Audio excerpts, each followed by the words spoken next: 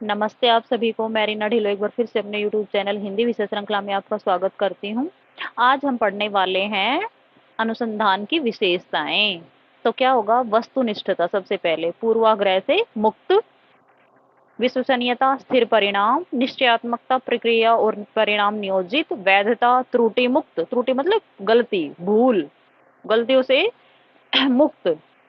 ये त्रुटि कैसी भी हो सकती है भाई, आंतरिक भी बाह्य भी, और शुद्धता पर बल दिया जाता है, सामान्यकरण किया जाता है। अनुभवात्मक अवलोकन पर आधारित है। कार्य कारण संबंध की महत्ता है, जो कुछ हो रहा है उसके पीछे क्या कारण है ये भी इसमें जान लिया जाता है। अनुसंधान चक्रीय होता है, मतलब निरंतर चलता रहता है, कि एक समस्या खत्म हुई नहीं कि दूसरी शुरू हो जाती है। तो ये अनुसंधान क्या होता है? चक्रीय है। तार्किक, कि आगमन व निगमन का महत्व है। ठीक है।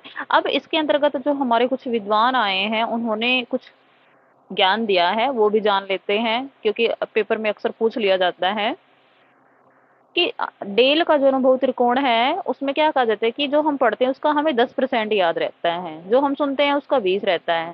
ठीक है, जो सुनते हैं उसका 20 रहता है, जो हम कहते हैं और लिखते हैं उसका हमें 50% याद रहता है, और जो हम करते हैं, ठीक है, जो हम करके और फिर लिखते हैं उसका हमें 90% याद रहता है। ब्लूम द्वारा शिक्षण एवं निर्देशात्मक उद्देश्य, तो ये तीन आधारों पर है: ज्ञानात्मक, भावात्मक और मनोसंचालित।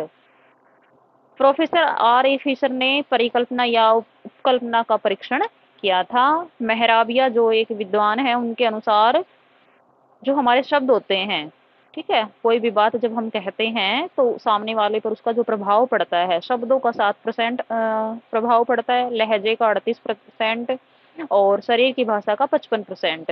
तो ये जो 7, 38 और 55 का इनका नियम है, ये आप याद रख लेना। कई बार क्या होता है, मैंने तो बस ऐसे ही कहा था आपसे, तो ऐसे ही कहा था तो वो लहजा अलग हो जाता है। तो लहजे का 38% और शरीर की भाषा का 55% रोल होता है किसी भी बात में।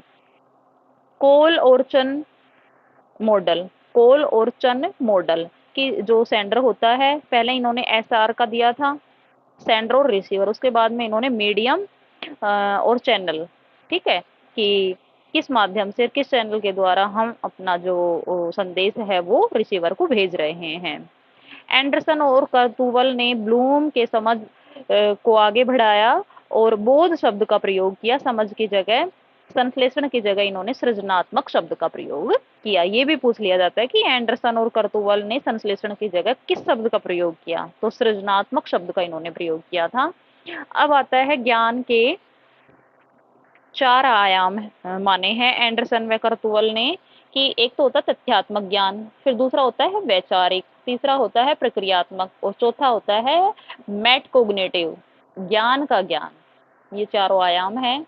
गैगने की पुस्तक द कंडीशन ऑफ लर्निंग में सीखने के 8 प्रकारों का उल्लेख है, कि सबसे पहले तो समस्या और लास्ट में हमें अपने जो हमने क्या सीखा है, सबसे नीचे वो सांकेतिक सीखना हमें लिखना होता है। मैस्लो के अभिप्रेरणा सिद्धांत को आवश्यकता का सिद्धांत भी कहा जाता है। ये भी पेपर में पूछा गया था 2004 में। तो मैंने इसको भी यहाँ लिख दिया है, जो कुछ भी मेरे पास आता है मैं उसको लिखती चली जाती हूँ, ताकि आप उससे अनभिज्ञ ना रहें।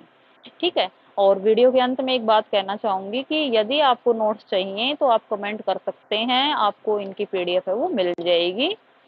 अभी मैं करवा रही हूँ, जब ये सारे हो जाएंगे तो एक साथ भेज दूंगी।